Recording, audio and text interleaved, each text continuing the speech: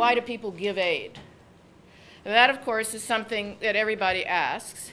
And my answer is that there is almost no government that provides aid for less than 2 or 3 different purposes.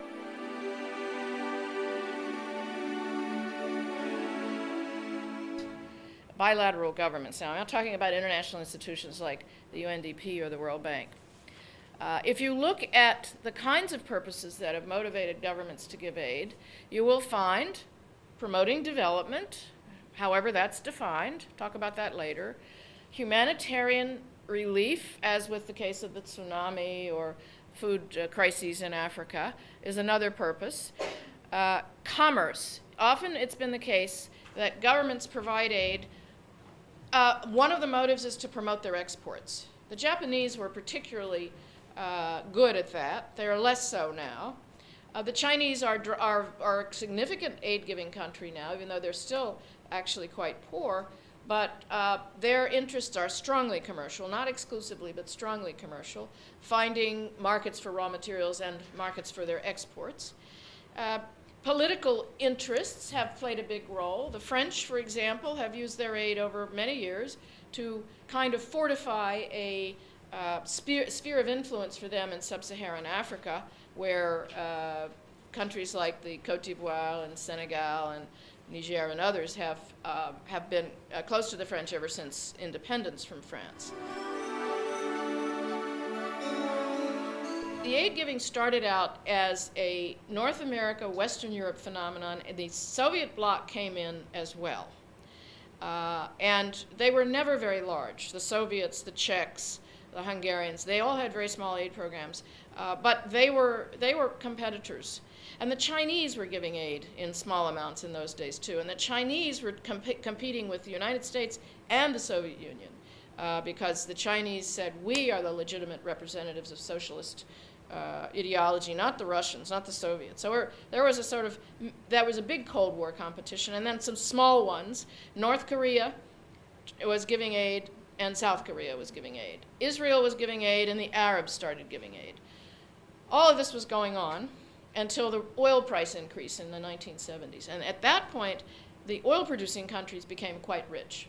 And so they became significant sources of aid. Saudi Arabia, Kuwait, and they still are, the Emirates to some extent, Persia at that time a little bit, and other oil-producing countries.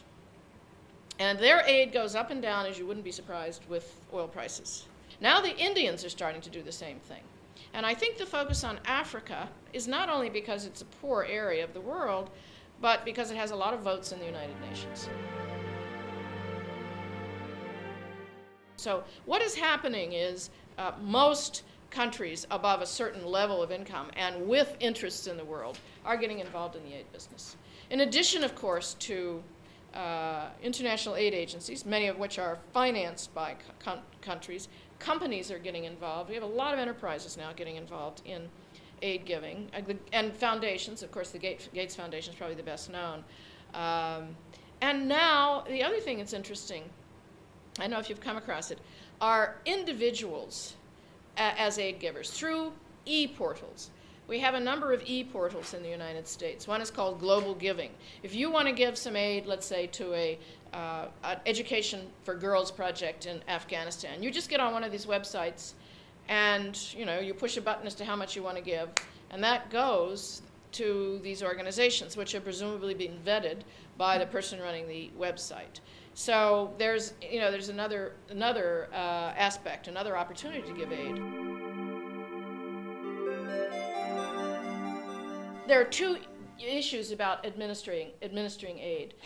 Are you going to unite all of your aid programs in one place? So unification. In the United States, we have an aid program in every single major ministry, 26 aid programs. We can't keep track of them.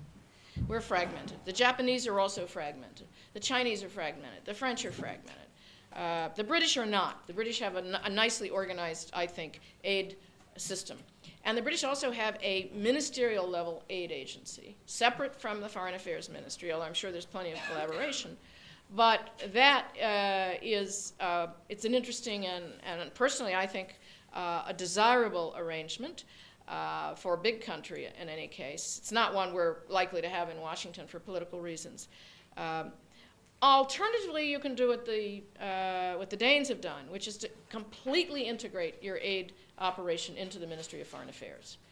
Or you can do what the Germans have done, which is have a Ministry of Development and then have implementing agencies. And in all of this, there is collaboration. To my knowledge, no aid agency, no public aid agency, actually delivers its aid on the ground. It is not a retailer, it's a wholesaler. And so aid is designed more or less by the aid agency, contracted out. Some other organization delivers it. It can be a non-governmental organization, it can be a business organization, it can be another of your government ministries. We did that when we went into Eastern Europe because we had no idea what to do in Eastern Europe. It can be an international organization. When the Nordics set up their aid program, they put a lot of their money through UNDP. It can be straight to the recipient government and let them distribute it. As I said, it can be through the internet. I don't think that's public yet. We haven't done that in the public aid yet, but that could be happening. Business systems. One lesson from 50 years of foreign aid is be transparent, because if you're not, things can go wrong. Your aid can become ineffectual, or it can basically get stolen. Italy had a terrible problem with its aid being basically taken over by its construction industry and allegedly the mafia in the early 90s. And when that became public, the Italian public turned against Italian aid, and its aid levels crashed for a period of time.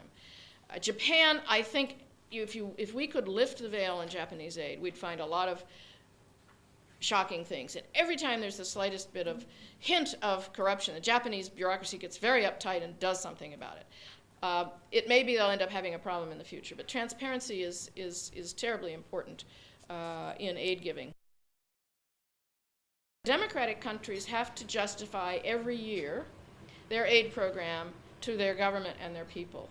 And so you begin to get governments, I think, if they haven't already had the notion of looking for domestic support, it's one way to gain domestic support, which is to say, as the Danes did to their industrial community and their agriculturalists, we're doing something for you. Come in under the tent. Be a part of the coalition, as we would call it, that supports Danish aid. They actually went out and tried to get support at home.